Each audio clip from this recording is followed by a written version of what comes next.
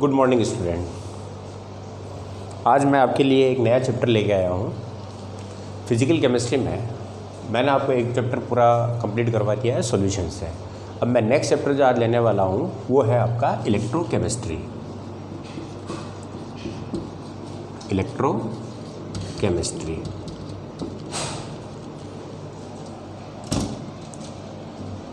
Okay, जिसको हम हिंदी में कहते हैं विद्युत रसायन।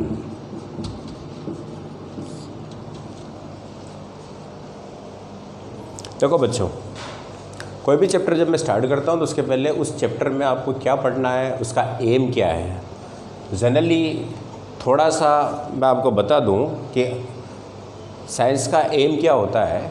आपके चारों ओर नेचर में जो भी सब्सटेंस हैं उनके बारे में आपको क्या करना है, सीखना है, जानना है। ये क्या है, क्यों है, कैसे हैं, ठीक है, और क्या मैं इसमें कोई चेंज कर सकता हूँ।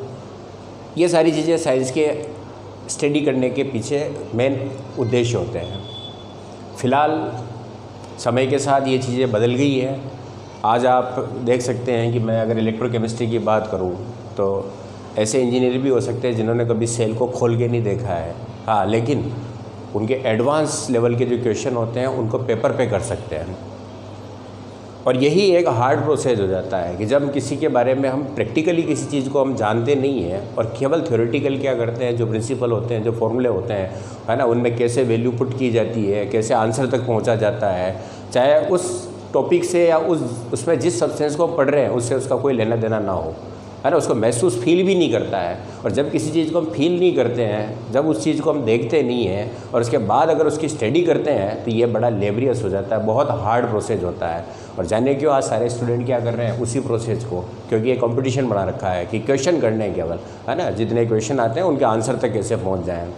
जबकि किसी भी साइंस के टॉपिक को अगर आप समझना चालू करें, पढ़ना नहीं, समझना चालू करें तो बड़ा आसान होता है। आप उसको फील करें, महसूस करें, उसके अंदर देखें कि ये क्या है, क्यों है, कैसे है, ठीक है, तब जाके आप उसकी स्टडी करते हो तो माइंड और सोल दोनों ही आपके साथ होते हैं और तब आपको एनर्जी कम लगानी पड़ती है और आप प्रोसेस जो होता है सीधा सीधा आसानी से आप स्टडी कर सकते हैं। तो मैं इस टॉपिक के बारे में आपको बता दूँ कि ये आपके दैनिक जीवन का टॉपिक है। आपके चारों ओर आपने देखा होगा घरों में इन्वर्टर लगा होता है, ठीक है, आपके कैलकुलेटर है या आपकी कोई वॉच है, कई जगह पर आप क्या करते हैं, सेल का प्रयोग करते हैं। इसके अलावा आपकी पावर सप्लाईज होती है, कई सारी चीज़ें हम क्या करते हैं, इनमें स्टडी करते हैं। तो ये इन चीज़ों को सीखना, जैसे कि सबसे पहले किसी ने सोचा होगा कि लाइट घर में आती है, अब घर की लाइट जब चली जाती है तो उस समय क्या किया जा सकता है, तो उन्होंने लाइट को एक तरह से इन्वर्टर में कन्वर्ट किया ताकि जब लाइट चली भी जाए तो आपके घरों के अंदर आप लाइट जो होती है उसको प्राप्त कर सकें। तो ये स्टार्टिंग किसी ने सोचा होगा, किसी ने किया होगा, उसके बारे में समझा होगा, तब जाके क्या होता है कि कोई नई चीज़ आती है। तो मेरा ये मानना है कि ये टॉपिक आपका बड़ा मज़ेदार टॉपिक है और आप इसको बड़ी आसानी से, सरलता से सीख सकते हैं, समझ सकते हैं, है ना। बैटरी के बारे में सीख सकते हैं, इन्वर्टर के बारे में सीख सकते हैं, आपके चारों ओर जो होने वाले परिवर्तन है, चेंजेज है, जैसे कि आपका कोई बचपन का एक मेडल था, धीरे धीरे समय के साथ क्या हुआ, उसकी चमक खो गई है ना। घरों के अंदर क्या होते हैं, आपके जब छत डाली जाती है तो सरिये डाले जाते हैं, तो एक छत की जो लिमिट होती है, एज होती है, मानते हैं कि 60 ईयर 70 ईयर के बाद क्या होता है, वो सरिये ख़त्म होने लग जाते हैं, यानी कि वहाँ पर जंग लगने का प्रोसेस चालू हो जाता है। तो इसको कैसे, इसकी लाइफ को बढ़ाया जाए, है ना, इन सारी चीज़ों को अगर आप कंबाइन करके देखें तो वहाँ पर आपको दो चीज़ें नज़र आएगी। एक तरफ आपको नज़र आता है इलेक्ट्रिसिटी और दूसरी तरफ आ जाता है आपके केमिकल चेंजेज। या तो किसी सब्सटेंस के अंदर केमिकल चेंज आ रहा है, एक प्रोसेस वो है, और दूसरी चीज़ क्या है, आपके चारों ओर जो बैटरी वगैरह देखते हो तो इलेक्ट्रिसिटी होती है। अब इलेक्ट्रोकेमिस्ट्री होती क्या है, तो इलेक्ट्रोकेमिस्ट्री केमिस्ट्री का वो एरिया है, केमिस्ट्री का वो एरिया है जहाँ पर दो एनर्जी को इंटरचेंज किया जाता है, इंटरकन्वर्शन किया जाता है। वहाँ पर दो एनर्जी कौन सी होती है, एक होती है आपकी इलेक्ट्रिकल एनर्जी, विद्युत ऊर्जा, और दूसरी तरफ होती है आपकी केमिकल एनर्जी।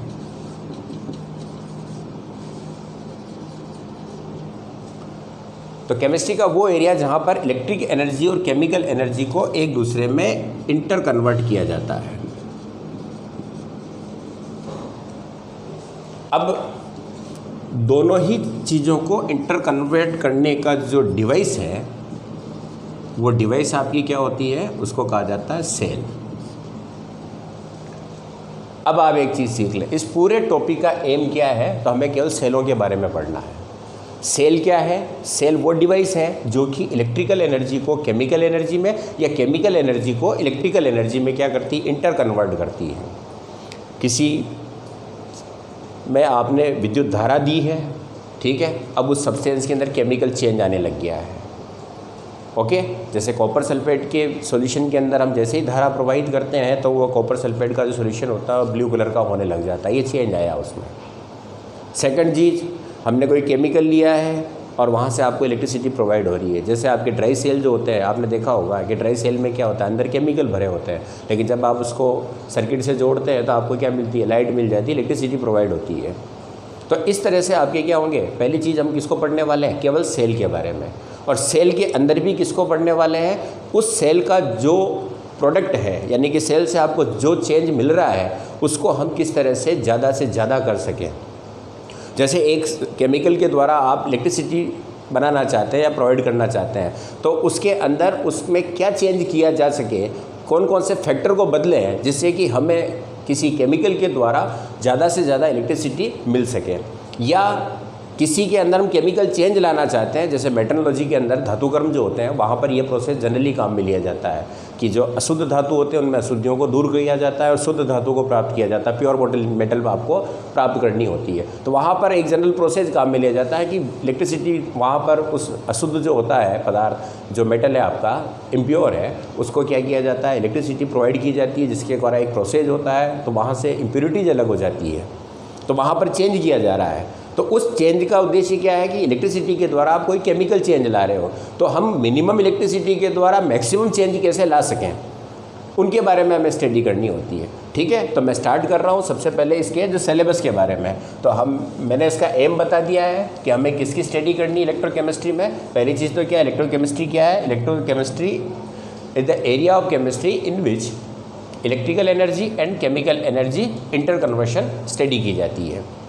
ठीक, अब उसमें जो ये काम करता है, यानी कि इन दोनों एनर्जी को चेंज करने वाली जो डिवाइस होती है, डिवाइस उसको क्या कहेंगे, हम सेल कहेंगे। और सेल यहाँ पर दो तरीके के हो जाते हैं। एक सेल वो होता है जो कि इलेक्ट्रिकल एनर्जी को किस में कन्वर्ट करें, केमिकल एनर्जी में। जैसे मैंने बताया कॉपर सल्फेट का सॉल्यूशन है, उसमें आपने इलेक्ट्रिसिटी प्रोवाइड की और कॉपर सल्फेट वहाँ पर केमिकली चेंज हो गया है, तो यहाँ पर आपका केमिकल एनर्जी में है। और एक सेल वो होते हैं जहाँ पर क्या होता है, केमिकल एनर्जी को किस में कन्वर्ट किया जाता है, इलेक्ट्रिकल एनर्जी में। ओके, तो दो प्रोसेस होंगे, आप कुछ सब्सटेंस लें, केमिकल सब्सटेंस लें और उससे आप क्या प्राप्त कर लें, इलेक्ट्रिसिटी प्राप्त कर लें, या इलेक्ट्रिसिटी दें और उसमें आप केमिकल चेंज कर लें, कोई रासायनिक परिवर्तन कर लें। तो दो तरह के सेल होते हैं। इन सेल को जनरली हम क्या कहते हैं, जो कि इलेक्ट्रिकल एनर्जी को केमिकल एनर्जी में चेंज करते हैं, उनको कहते हैं इलेक्ट्रोलाइटिक सेल, विद्युत अपघटनी सेल, इलेक्ट्रोलाइटिक सेल। और जो केमिकल एनर्जी को इलेक्ट्रिकल एनर्जी में चेंज करते हैं उनको कहते हैं इलेक्ट्रो केमिकल सेल। तो दोनों सेल के एम क्या है, इसमें आपको केमिकल चेंज लाना है तो मिनिमम इलेक्ट्रिसिटी प्रोवाइड करें, यानी कि ऊर्जा कम खर्च करें, और मैक्सिमम अपन क्या कर सकें, केमिकल चेंज कर सकें। इसका एम ये होगा। तो अब इलेक्ट्रिसिटी द्वारा केमिकल चेंज होने वाले कौन कौन से फैक्टर्स होते हैं, उन फैक्टर को डिटेल यहाँ पर स्टडी करनी होती है। ठीक है ना, जैसे कि आप एक सेल लिया आपने, यहाँ पर आपने क्या किया, NaCl का एक्वस सॉल्यूशन ले लिया और दो इलेक्ट्रोड लगाए और इसको आपने क्या किया, किसी सर्किट से जोड़ दिया। जब आप इसमें इलेक्ट्रिसिटी फ्लो करेंगे तो यहाँ पर चेंज आने वाला है, एक प्लस पोल होता है, एक माइनस पोल होता है। तो माइनस ये जैसे इलेक्ट्रिसिटी होगा तो यहाँ पर डीकम्पोजिशन होगा, क्योंकि डीकम्पोजिशन रिएक्शन में एनर्जी की आवश्यकता होती है और एनर्जी आपको कहाँ से मिल रही है, इलेक्ट्रिक एनर्जी है। तो इलेक्ट्रिक एनर्जी जैसे प्रोवाइड होगी तो इनके बीच के बॉन्ड हटेंगे और ये आयनों के अंदर क्या होता है, टूट जाता है। अब ये आयन आपका प्लस आयन माइनस की ओर चला जाता है, माइनस आयन प्लस ओर की ओर चला जाता है और ये सॉल्यूशन से हटते जाते हैं और इलेक्ट्रोड पर जमा होते जाते हैं। एक सिंपल सा प्रोसेस समझा रहा हूँ मैं केवल आपको स्टार्टिंग में। तो यहाँ पर कितनी ज़्यादा से ज़्यादा जो वैल्यू है, मात्रा है, क्वांटिटी है, वो यहाँ पर इसकी मुक्त हो, यहाँ पर ज़्यादा से ज़्यादा कितनी मुक्त हो, क्योंकि इसका एम क्या है, हमें NaCl को डिकम्पोज करके सोडियम को अलग करना और क्लोरीन को अलग करना होता है। एक सिंपल सी चीज़ बता रहा हूँ। अब यहाँ पर आप जैसे इलेक्ट्रोड पर इनको जमा करने की बात करें तो ये प्रोसेस जो हुआ है वो किन किन बातों पर डिपेंड कर रहा है, ठीक है। तो यहाँ पर हम कौन कौन सी चीज़ काम में ले रहे हैं, एक तो इलेक्ट्रिसिटी, धारा। तो क्या इसमें धारा का कोई रोल रहेगा, विद्युत धारा आप कितनी कम कर रहे हैं या ज़्यादा कर रहे हैं, तो इस पर कोई प्रोसेस होने वाला है, उसकी स्टडी करने वाले हैं। सेकंड चीज़, आपने जिस सब्सटेंस को लिया है, जैसे आपने NaCl को लिया है, तो इसको डिकम्पोज करने के लिए एनर्जी चाहिए, तो वो एनर्जी इसकी नेचर पर डिपेंड करेगी कि इनके बीच में बॉन्ड स्ट्रेंथ कितनी है, इसकी लेटिस एनर्जी कितनी है, तो उसके बारे में अध्ययन करना है। यानी कि हम इस इलेक्ट्रोलाइट के बारे में स्टडी करने वाले हैं। NaCl की जगह पर अगर दूसरा लगा दिया जाए तो क्या उतनी ही धारा पर चेंज हो जाएगी वैल्यू, वो चीज़ देखनी है। तीसरी चीज़, आपने इसका जो एक्वस सॉल्यूशन लिया है तो इस सॉल्यूशन का कोई रोल है, कंसंट्रेशन सॉल्यूशन जो है उसका कोई रोल है या नहीं है, इसकी स्टडी करनी है, ठीक है। तो इलेक्ट्रोलाइटिक सेल में हमें इलेक्ट्रोलाइट जो है उसकी स्टडी करनी होगी, नेचर की। इसके अलावा जो इलेक्ट्रिसिटी प्रोवाइड की जा रही है उसकी वैल्यू पर अपने को स्टडी करनी होगी। फिर उसके बाद जिस सॉल्यूशन को आप प्रोवाइड कर रहे हो, जिस सॉल्यूशन को आपने बनाया है, इसकी कंसंट्रेशन का कोई रोल रहने वाला है। अगर इसको गाढ़ा कर दिया जाए या इसमें और पानी मिला दिया जाए तो क्या होगा, इन सारी चीज़ों के इर्द गिर्द आपको इस टॉपिक को पढ़ना है। ओके बच्चों, ध्यान रखें जब भी कोई टॉपिक पढ़े तो हमारा एम क्या है उसके अकॉर्डिंग चलें, आप ऑटोमेटिक समझ में आती चीज़ें। हम अभी मैं इस बात कर रहा हूँ, इस सेल को आप पढ़ रहे हो तो इस सेल का एम ये है कि हम किसी में इलेक्ट्रिसिटी प्रोवाइड कर रहे हैं और उसमें केमिकल चेंज आ रहा है। तो हम इलेक्ट्रिसिटी से केमिकल चेंज तक पहुंच रहे हैं, तो उसके बीच में कौन कौन से प्रोसेस हुए हैं। तो सबसे पहली चीज़, हमने इलेक्ट्रिसिटी दी है तो कि इलेक्ट्रिसिटी को कम ज़्यादा करने से कोई प्रोसेस में अंतर आ रहा है, उसको देखेंगे। सेकंड चीज़, हमने इलेक्ट्रोलाइट या जो सब्सटेंस लिया है उस सब्सटेंस को बदल दें तो क्या कोई चेंज में फर्क आपका चेंज आने वाला है, कितना चेंज आने वाला, उसकी स्टडी करने वाले हैं। इसके अलावा हमने जो सॉल्यूशन तैयार किया है उसकी कंसंट्रेशन को कम किया है या ज़्यादा किया है तो कोई चेंज आने वाला है, या फिर हमने किसी टेम्परेचर पर चेंज किया है, टेम्परेचर को कम या ज़्यादा किया है तो कोई चेंज आने वाला है। तो इन सारे ही चेंज के बारे में हम कहाँ पढ़ने वाले हैं, इलेक्ट्रोलाइटिक सेल के अंदर। सेकंड सेल की बात करें तो सेकंड सेल में क्या होने वाला है, सेकंड सेल में केमिकल एनर्जी इलेक्ट्रिकल एनर्जी में बदल रही है। तो यहाँ पर भी आप एक तो केमिकल को काम में ले रहे हैं, तो जो सब्सटेंस है, केमिकल सब्सटेंस है, उसकी नेचर को पढ़ने वाले हैं कि वह किस तरह का है। सेकंड, इस सेल के अंदर भी आपको क्या करना पड़ेगा, नेचर को पढ़ा, इसके अलावा सॉल्यूशन तैयार होगा तो जिस सॉल्यूशन में आप इन सब्सटेंस को यूज़ करते हैं तो उनका कंसंट्रेशन क्या होता है, फिर टेम्परेचर पर कोई इसका इफेक्ट होता है या नहीं होता है। तो इन पॉइंट्स को आपको ध्यान में रखते हुए इसकी कैपेसिटी को बढ़ाना है कि आपने जो केमिकल काम में लिया है उससे ज़्यादा इलेक्ट्रिकल एनर्जी कैसे गेन की जा सके। तो ये आपका मोटे मोटे रूप से क्या रहेगा, इस टॉपिक का एरिया रहेगा जहाँ पर आपको इन चीज़ों पर फोकस करते हुए इसकी स्टडी करनी होगी। ओके बच्चों,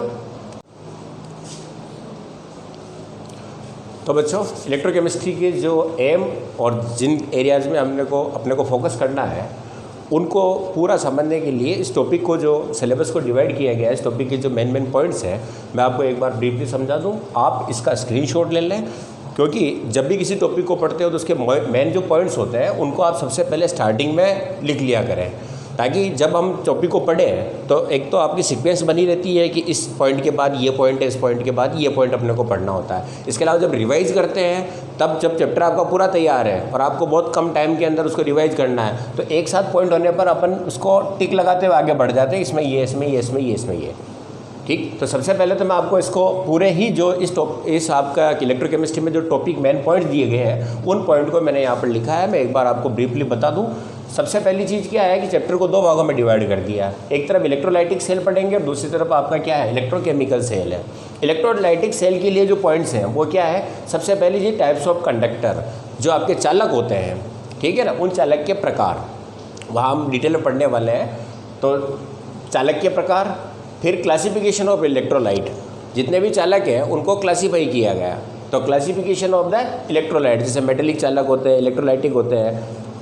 factor affecting conductivity of electrolyte, जो आपके विद्युत अपघटनी चालक होंगे यहाँ पर, उनकी चालकता को कौन कौन सी चीज़ें प्रभावित करती है, तो उन फैक्टर्स के बारे में, टेम्परेचर के बारे में, उनकी नेचर के बारे में, सब यहाँ पर आपका पॉइंट होगा। फिर मैकेनिज्म ऑफ इलेक्ट्रोलाइसिस, जब आप विद्युत धारा देते हैं और उसमें रासायनिक परिवर्तन होता है तो विद्युत अपघटन जो होता है इलेक्ट्रोलाइसिस, उसकी मैकेनिज्म को समझना कि किस तरह से धारा प्रवाहित की जाती है और किस तरह से उसमें केमिकल चेंज आता है।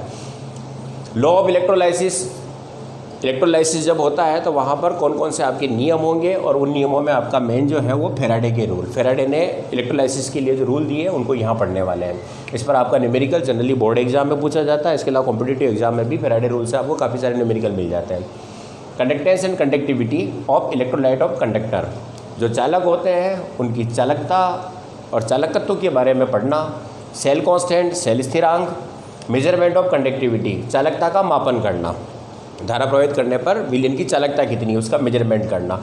इक्विवेलेंट एंड मोलर कंडक्टिविटी, तुल्यांकी एवं आणविक चालकता। फैक्टर ऑफ डाइल्यूशन, तनुकरण करने पर आप जो सॉल्यूशन ले रहे हैं उसके अंदर और आपने अगर पानी मिलाया है, उसको डाइल्यूट किया है, तो क्या इफेक्ट होने वाले हैं, तो उसके लिए आपका होगा कोलराउस नियम। कोलराउस ने पूरा नियम दिया है और उसकी एप्लीकेशंस है। ये आपका पहला पार्ट रहेगा। ओके, सेकंड पार्ट में हम पढ़ने वाले इलेक्ट्रोकेमिकल सेल। तो इलेक्ट्रोकेमिकल सेल में आपका सबसे पहले जो इलेक्ट्रोकेमिकल सेल होता है उसकी स्ट्रक्चर को समझना, उसकी मैकेनिज्म को समझना। तो वहाँ पर हम पढ़ने वाले हैं गैल्वेनिक सेल, जो जनरली आपका इलेक्ट्रोकेमिकल सेल है। फिर इलेक्ट्रोमोटिव फोर्स, विद्युत वाहक बल। फिर electro potential and measurement, electro potential measurement, विद्युत विभव, यानी कि आपका जो विद्युत विभव होता है सेल में उसका मापन करना। स्टैंडर्ड हाइड्रोजन इलेक्ट्रोड के बारे में पढ़ना।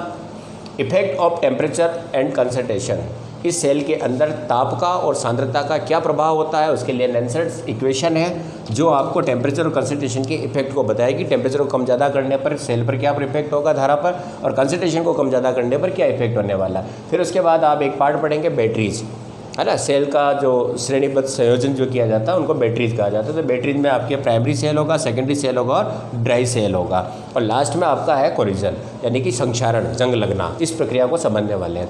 तो ये मैंने आपको आज की वीडियो में इसका इंट्रोडक्शन दिया है, सिलेबस वगैरह मैंने बता दिया है। नेक्स्ट वीडियो से हम इलेक्ट्रोलाइटिक सेल से चालू करेंगे, टाइप्स ऑफ कंडक्टर से। ओके, नेक्स्ट वीडियो में आप इस पूरे ही पोर्शन को सबसे पहले लेंगे, फिर उसके बाद आगे आने वाले वीडियो में हम इसको टॉपिक को पूरा साथ के साथ मैं आपको क्या टॉपिक के साथ ही आपको सारे ही जो न्यूमेरिकल्स होते हैं या क्वेश्चन होते हैं वो हम इसके साथ साथ करने वाले हैं। ओके बच्चों, ठीक, इसको उतार लें।